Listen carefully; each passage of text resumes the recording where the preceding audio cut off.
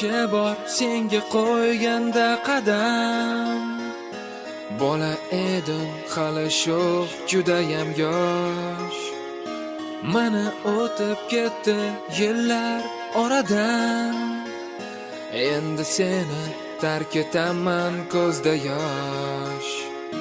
Xayr ustozlarim, xayr do'stlarim, xayr qo'ng'iroqlik so'nggi ovozi.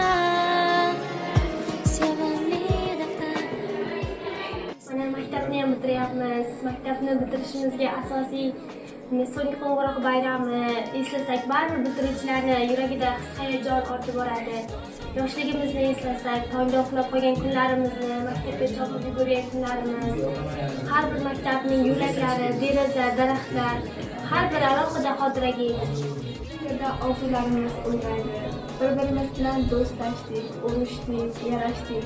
Ularning barchasi, ya'ni sinfdoshlar bilan o'tgan har bir lahzaning, har bir onning barchasi maktabda birinchi sinfdan to 11-sinfga qadar bo'lib o'tdi. Hayotlaring porloq bo'lishini istayman. Bu bitiruvchi degan so'z nima deydi? Bitiruvchi so'nggi qo'ng'iroq degan so'zni eshitganimizda baribir har qanday insonning qalbida titroq bo'ladi. Demak, mening qalbimda ham shunday titroq bor. Bu narsa ancha avval boshlangan. Nima deydi? Ustozlarni hech qachon yoddan chiqarmanglar.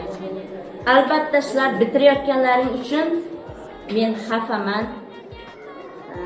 Yaxshi xursandchilik kunlarda hamisha maktabga kelib yuringlar. Nima deydi? Yuzlaring yorug' bo'lgan holda kelishlaring. Hayajon, yurakda afsus. Bu so'nggi qo'ng'iroq, so'nggi tanaffus. Hayot yo'li yo'q. Ammo bu yo'l maktabdan boshlandi. Yuragimda g'alati bir his yo'q. Quvonch bilan qayg'u aralashib ketgandek go'yo hayot bolaligim guvohi bo'lgan bu maktab. Hozir esa maktabimiz hovlisiga oxirgi bor qarayapmiz. Har bir daraxt, har bir oilamizga o'z hikoyasini aytayotgan. Sizlarni sinfda qog'oz uchirish o'yinlarini yoki parta tagida daftar almashib, sirli yozuvlar yozgan kunlarni. O'quvchilarni kichkinalik vaqtlarida o'z maktabimizga kelgan vaqtlarni eslab, ulg'aygan o'quvchilarni ko'rib men juda ham xursand bo'ldim. O'quvchilarga har doim omad tilaymiz. Hamisha yo'llari ravonmiz.